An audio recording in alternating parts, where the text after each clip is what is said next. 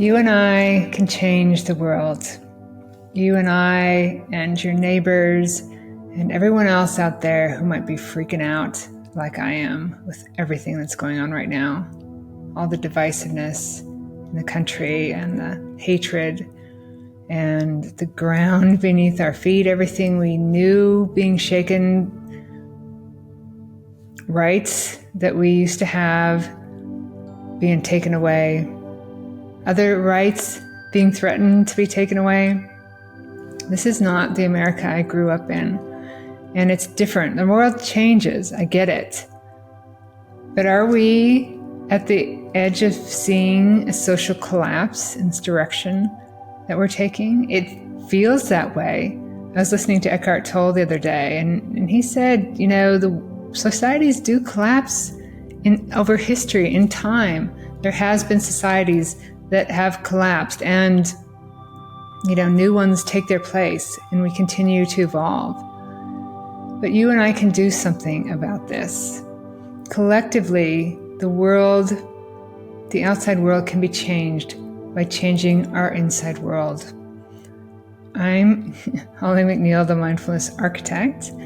I'm getting on my soapbox. This is a wake-up call, a time for all of us to, put down our swords and maybe leave the battlefield of hatred and fear, and to find that power and connectiveness on the inside.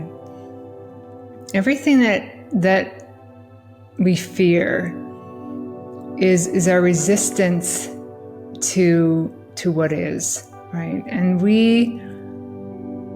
these fears that we have been created in time, unresolved trauma, stories, and habits that we maybe created when we were young to survive, but then kind of left on autopilot to grow over time. And now, with the world kind of going, falling apart, not the world, but kind of the things that we knew.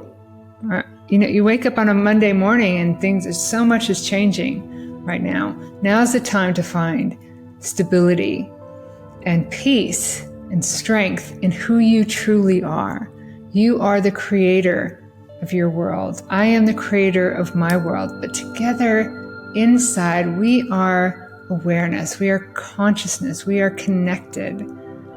And when we can stop the madness, get off the chaotic thoughts, emotions, and feeling highway, that intersection, that total, crap show of untrue stories, and step back and look at it and be aware of what we've been creating, we can unravel all of that. We can unpack it. And through that unraveling, you get glimpses of light, glimpses of this amazing flow of life that we are a part of, that we have the capacity to live in and to live from, and with and from that space of an open heart to change the world. And so we can keep going. You can keep going as you are every day, watching the news, wondering what's going to happen next, wondering how you're going to afford anything, wondering how your kids are going to afford anything. If you're a young person, wondering what the hell is happening to this planet. But that outside is headed in a direction, and it's not going to change unless we change. Things don't stay static.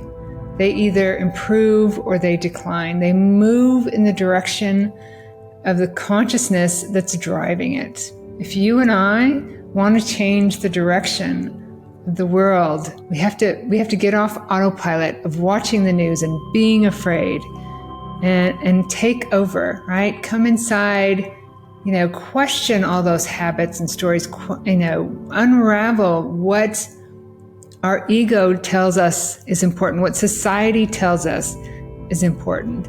Unravel it, step back, examine it from the place of wisdom, from the place of being the observer. And this is possible. This is a journey that is possible for everyone. I hit a really low point at age 34. They call it the quarter life crisis. And I was really successful at the time. And I hit a really low point and vowed to do better if I got a second chance, which I did.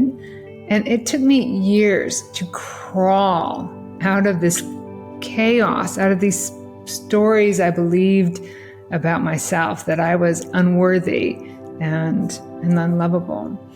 It doesn't have to take you years. There is a journey you can take, that we can all take, that we all need to take, to change, to save this beautiful planet, to live in a more evolved world. Because once you do that, once you unravel all of that,